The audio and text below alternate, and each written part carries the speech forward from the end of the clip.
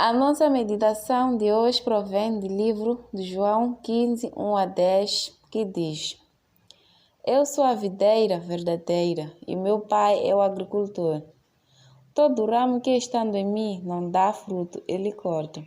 E todo que dá fruto, ele poda para que dê mais frutos ainda. Vocês estão limpos pela palavra que tenho falado. Permaneçam em mim e eu permanecerei em vocês. Nenhum ramo pode dar fruto por si mesmo, se não permanecer na videira. Vocês também não podem dar fruto se não permanecer em mim. Eu sou a videira, vocês os ramos. Se alguém permanecer em mim e eu nele, esse dará muito fruto, pois sem mim vocês não podem fazer coisa alguma. Se alguém não permanecer em mim, será como o ramo que é jogado fora e seca. Tais ramos são apanhados, lançados ao fogo e queimados. Se vocês permanecerem em mim e as minhas palavras permanecerem em vocês, pedirão o que quiserem e será concedido. Meu Pai é glorificado pelo fato de vocês darem muitos frutos, e assim serão meus discípulos. Como o meu Pai me amou, assim eu os amei. Permaneçam no meu amor. Se vocês obedecerem aos meus mandamentos, permanecerão no meu amor, assim como tenho obedecido aos mandamentos de meu Pai, e em seu amor permaneço. Portanto, Jesus é a videira e nós somos os ramos, e quem acreditar nele, seguir o seu caminho, dará muitos frutos. Mas quem não obedecer aos seus princípios é um ramo que não dá frutos, será cortado, expulso e queimado. Nos versículos 3 e 4, ele diz: Mas já estás purificado pela palavra que te falei. E no versículo 4 diz: Permanecei em mim, como eu em vós. Como o ramo não pode dar fruto por si só, ao menos que permaneça na videira, também não pode, ao menos que permaneça em mim. Portanto, irmãos, para crescer e dar frutos, devemos permanecer em Jesus. Como a seiva nutre o ramo, assim a palavra de Deus purifica e nutre a alma. Devemos renunciar ao desejo de viver independentemente da videira, porque isto conduz à morte espiritual. Muitos de nós hoje recusamos-nos a seguir os caminhos de Cristo e fazemos tudo para ter êxito por nós próprios. Continuamos a lutar sem êxito e perguntamos-nos: o que se passa? Por que os outros são abençoados e não a nós, quando servimos o mesmo Deus? O fruto é sobretudo uma disposição do coração para com Deus, acerca do amor, alegria e paz. É sobretudo uma disposição do coração para com as pessoas, acerca da paciência e bondade.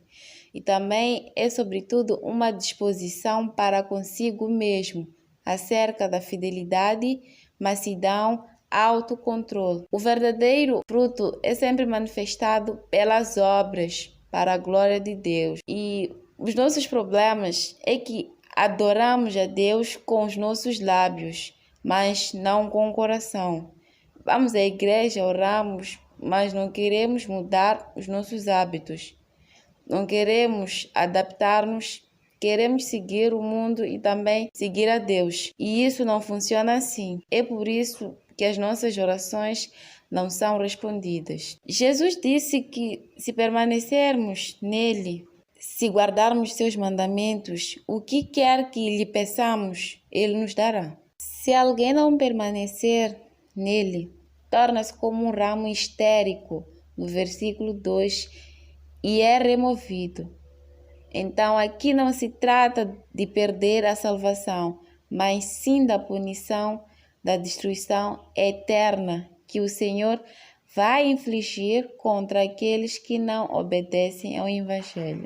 Se apenas fazermos obras mortas, aquelas que não têm valor aos olhos de Deus, somos ramos improdutivos que serão cortados e queimados.